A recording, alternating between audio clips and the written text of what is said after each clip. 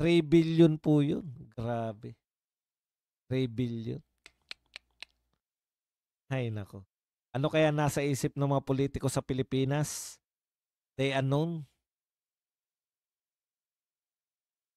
Gatasan ng pondo ng bayan. Kaya po pati ngayon 2026, meron pa rin pong meron pa rin pong insertion, allocables, etc. Paano na yan ba dong kung si BP Sara ang presidente ngayon, pwede pa ba siyang tumakbo sa 28? Hindi ko maintindihan po yung tanong. Bakit po hindi siya pwedeng tumakbo ang tanong nyo ba pag kunwari nag-resign halimbawa si BBM at naging presidente si BP Sara, pwede po ba siyang tumakbo? Pwede po. Boss Bad, si Neptali Gonzales na Mandaluyong meron po ba? Meron po malamang yan. Ay, tignan nga natin si Pulong kung meron si Pulong. Na natin si Pulong kung meron ngayong 2026. Neptali Gonzales ng Mandaluyong. Quezon City, Manila. Na natin. Una-una lang. Mandaluyong, Neptali Gonzales. 3 billion. Ngayon, per year, yan, 3 billion. 2023 to 2025. Ngayon, ito yung congressman ngayon, di ba? Pero yung sa loob ng 3 taon, naka 3 billion. Kasi yung iba, napalitan na yung congressman eh. In fairness. Sino pa ba? Tignan ko nga yung Davao City. Ano ba region yung Davao City? Lone District yun eh, no? Davao City.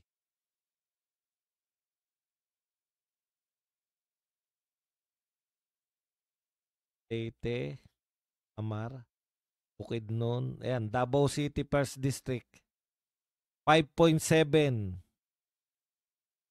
5.7 billion.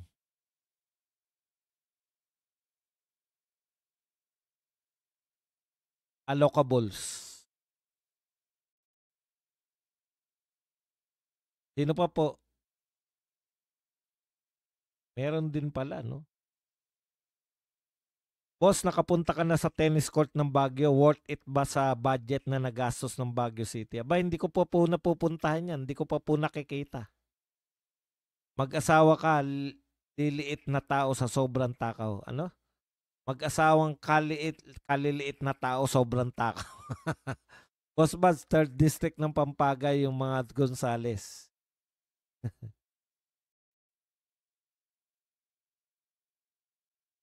Region 3, Pampanga.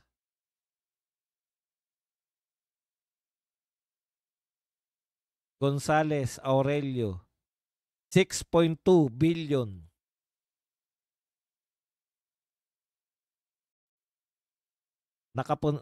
Subiri, Bukidnon, magkano?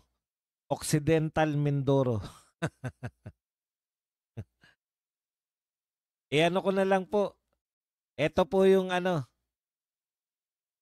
Ito po yung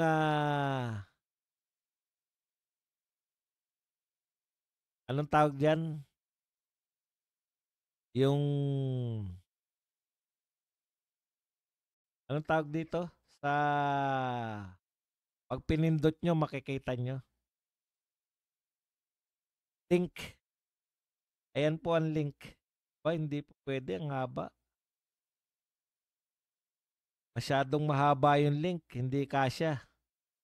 Menos 56. Hanapin nyo na lang yung Pork Barrel Kings. Yan. PCIJ yan eh. Philippine Center for Investigative Journalism. Aba, teka muna.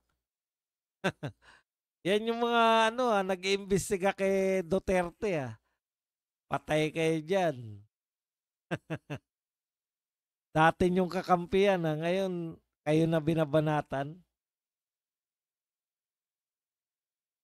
Occidental Mindoro. Dito boss sa HK, bibigyan ng family ng DH na sawi sa sunog bawat isa 800K. Hong Kong dollars or 6 million pesos. Hindi na. Mas gusto ko na nabuhay ako. Parang maliit lang yung sa Marikina eh. Nagtaka nga ako eh. Teka, tignan ko rin. Nakita ko yung kanina yung kay Kimbo eh. Marikina, Estela Luz. Sa bagay, 2025 eh. Di ba 2025 hanggang 2025 to 2.72 billion. Marjorie Chodoro, 1.7. Mas maliit pa rin yung kalaban. 6 district ng Pangasinan, Occidental Mindoro. Saan ba yung Occidental Mindoro? Anong region yan para mas madali? Pangasinan.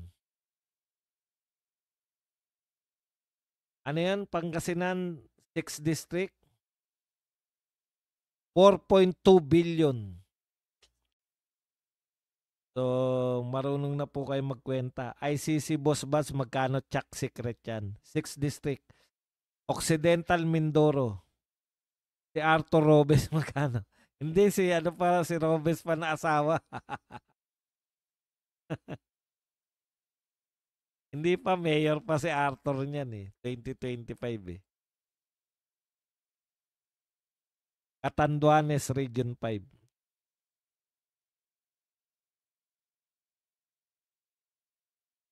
Basta ang pamagat ng ano ng istorya na to ay allocable funds are the new pork barrel. Yan po.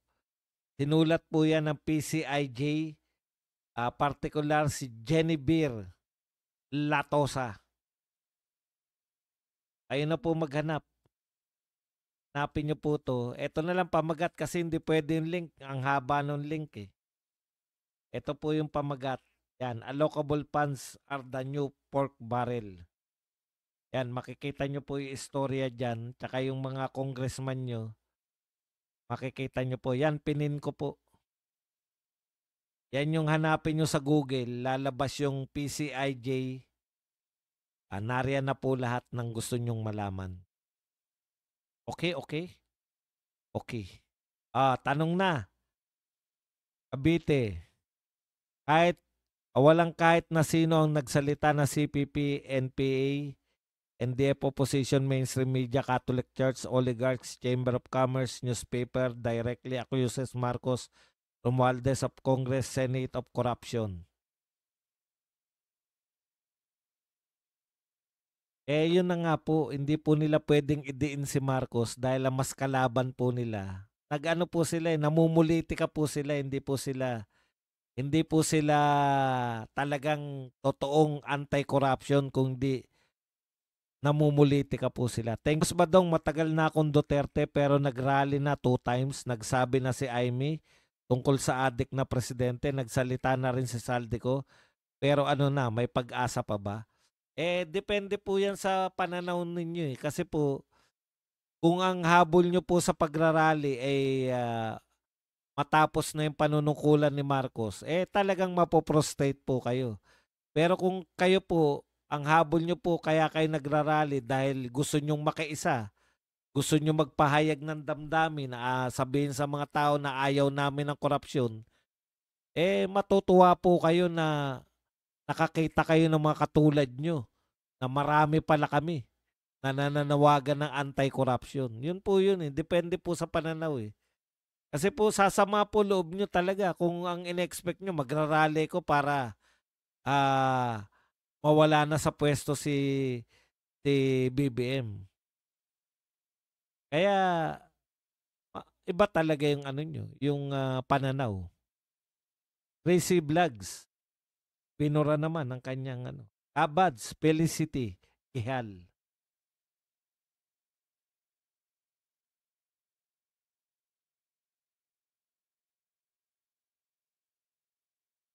Alam ko marami pa po sa inyo ang tulog, pero yung mga narito pa sa loob, mag-comment kayo para mabasa naman yung katanungan ninyo kung ano pa man. Boss, ang point, buti pa dito sa HK pag may namatay, talagang malaki yan ang binibigay sa tulong. Sana all na lang tayo sa Pinas. Ayun pala. Akala ko naman masaya sila, dapat magsaya. Bagay malaki na 'yun 'no, 6 million.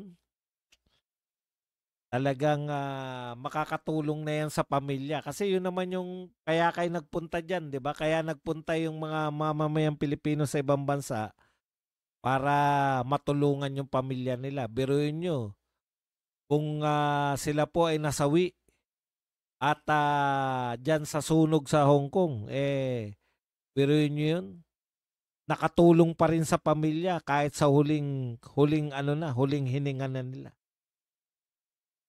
Maraming salamat sa iyo, Astrid, sa pagbabalita na 'yan.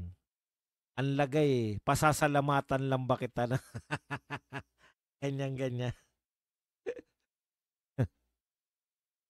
Baka gusto mong pasalamatan kita ng alam kong pasasalamat. Crazy Vlogs. Boss Baz, naghain si Kiko na impeachment kay BBM. O, yan na nga eh. Yan po ang masakit dyan, no? Talagang bawal po. Kasi sinabi niya, kaya siguro tinuluyan si Kiko eh.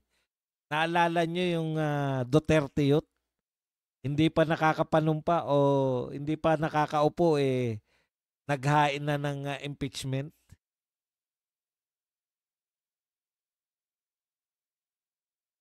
Kaya yan si Kiko tinuluyan eh. Kasi naghain na impeachment. It's about the DPWH na nasunog. Boss, next week, Immortal Saint. Yan. Boss, next week, sabay ang dalawang harap. Malalaman natin kung ang mag-executive session si Sandro sa ICI kasi siguradong hindi gagawin yun ni Congressman Pulong. Bagong ligo ako, boss. Tunayan natin yan mamaya. Alam ko kung ang isang babae bagong ligo o naghilamos lang o naghugas lang. yung pondo ng admin para sa bayarang mga stream media. Boss Buds, wala talaga sa hulog katwiran ni Auntie Claire tungkol sa 500 na Noche Buena. Ang sabi niya ay ay sa makaya lang daw. Di naman kasi ganun pagkakasabi ng DTI. Alam niyo po, kung makakaraos lang, hindi po Noche Buena yun. Ibig niyo po sabihin, ibig niyo sabihin, ang kinakain niyo araw-araw, noodles. Tapos magno-Noche Buena kayo, noodles pa rin. Wag na lang kayong, di na lang po magno-Noche Buena yung mga tao na yan.